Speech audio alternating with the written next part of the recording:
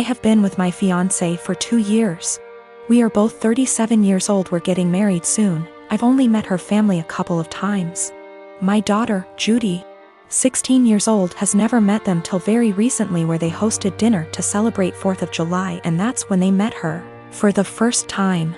Judy has a visible burn scar on her forehead. It was due to an accident she was in when she was 9.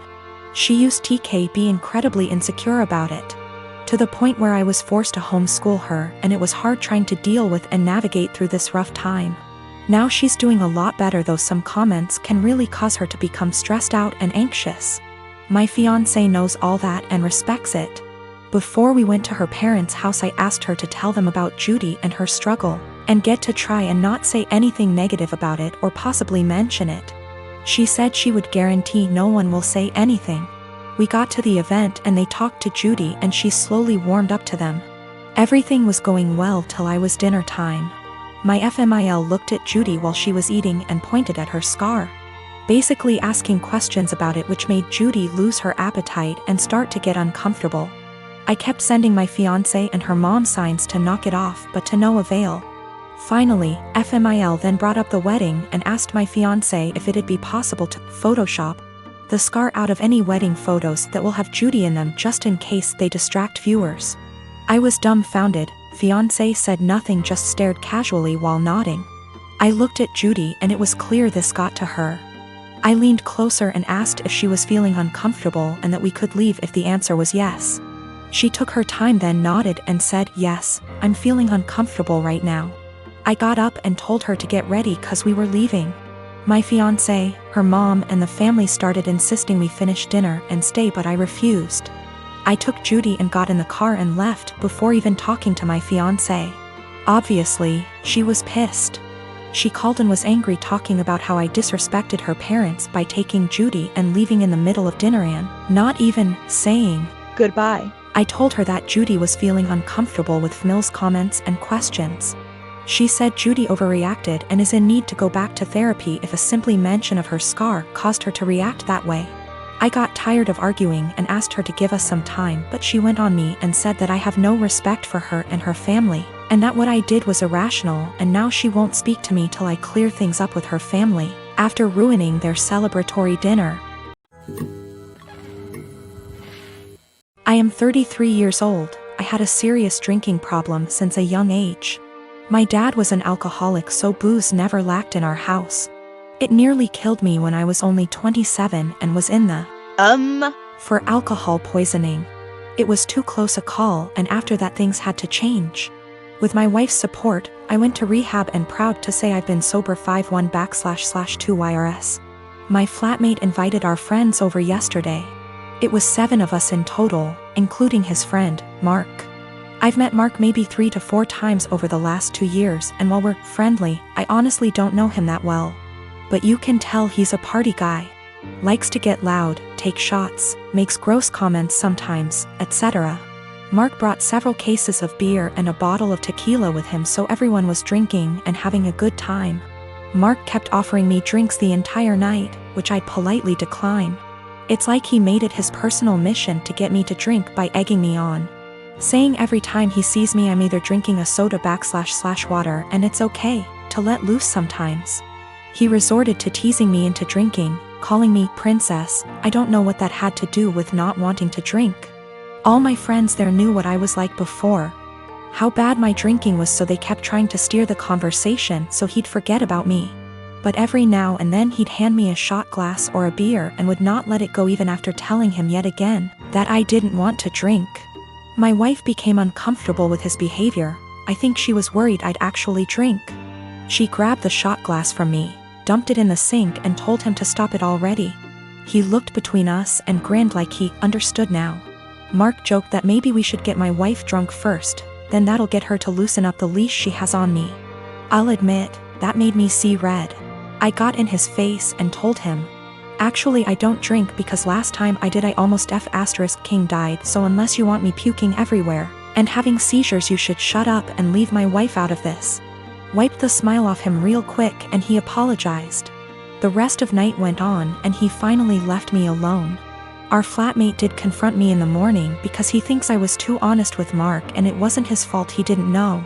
He was just joking around and I made him feel bad. Our other friends agree he was being too pushy and deserved being told off. My wife agrees, so he's the only one right now that's taking Mark's side. He said I could have ignored him until he gave up instead of bringing up an uncomfortable truth from my past. Now yes, I could have just told Mark the truth without full details, but felt that's none of his business and a no should have been enough. I only got carried away when he decided to include my wife in his jokes. So yes, I am wondering if I was a bit of an a-hole for what I told him instead of keeping the peace.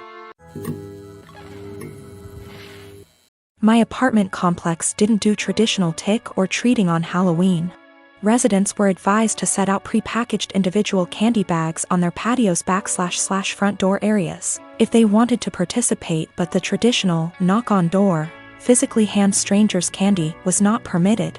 So, Halloween comes and the kids are all dressed up and each building has a scheduled time where the kids go door to door. I ended up having to work late, so my neighbor offered to walk my kids around with hers at our building's scheduled time. About 45 minutes later my kids came home with a small bucket of candy. 6 little goodie bags each from individual apartments that participated. Everything was fine. And my kids didn't say anything weird had happened. They were just excited to eat candy once they got home. The next day I took my kids to the park directly across from our apartment complex.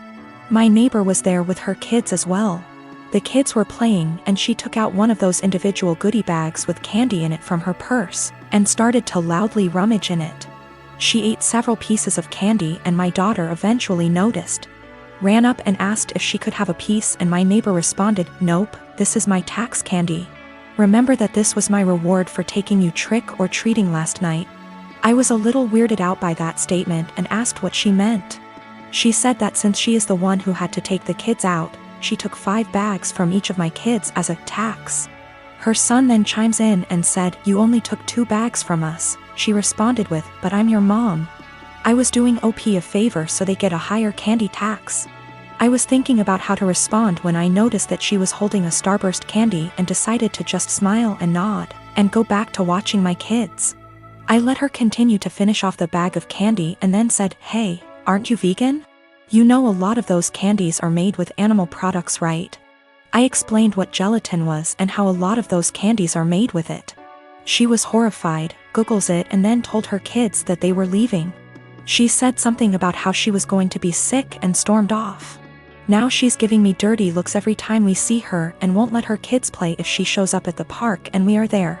My husband thinks I'm an asshole cause I should have either not said anything about the gelatin or said something right away when I noticed. I don't think it's my job to tell a vegan what is and isn't vegan though, and she deserved it for stealing candy from little kids. When we got home from the park after the gelatin incident, I sat my kids down and asked why they didn't tell me that the neighbor took half of their candy. My oldest kid is 6 and my youngest kid is 4.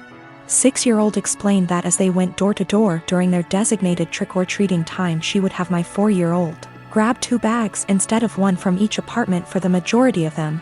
She explained it to my kids that they were grabbing extra bags for her to be handed over at the end as taxation.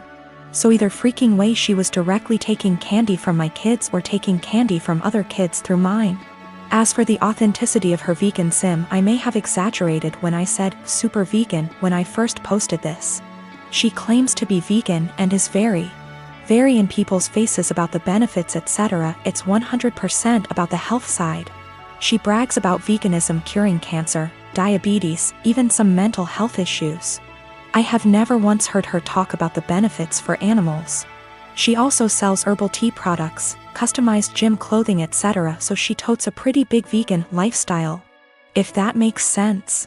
Now for the gelatin. She knows what gelatin is, she knows what it's made out of, she knows that there are obvious things that she can't eat.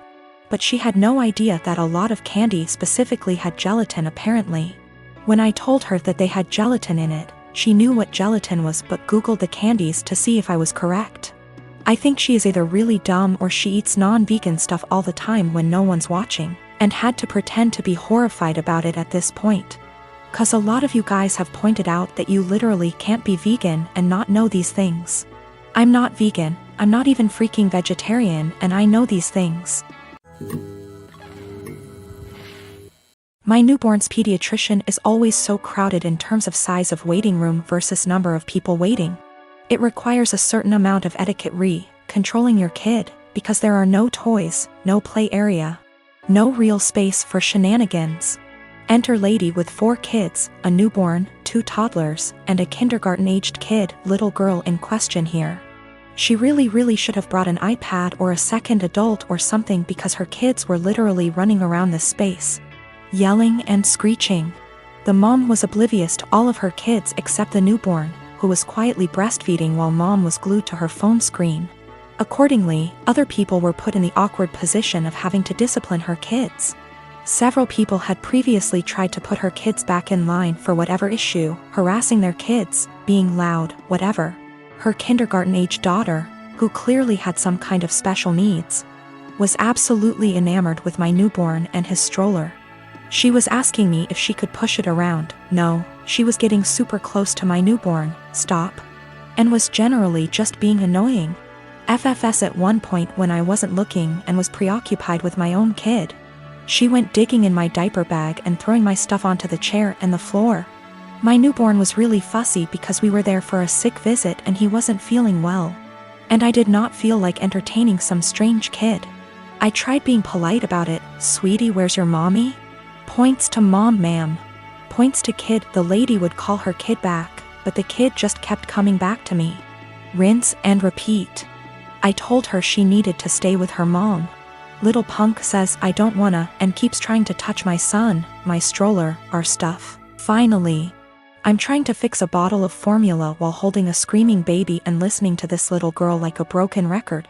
Why is your baby crying? Why is your baby crying? Make him stop. I don't like that, and her annoying self knocks my bottle of formula off the table and into my stroller. So now I'm out formula, kid still screaming, and I have a huge mess that I don't have a great way to clean up. I'm at my wit's end. I raise my voice at this kid. Look what you did. I am not your babysitter. You are bothering me. Get out of my face. People looked at me like I was the biggest on earth. A lady speaking Spanish actually did call me a. The little girl starts crying. I'm not apologizing. The mom confronts me. I tell her she should have been watching her kid and that's the hill I'm prepared to die on.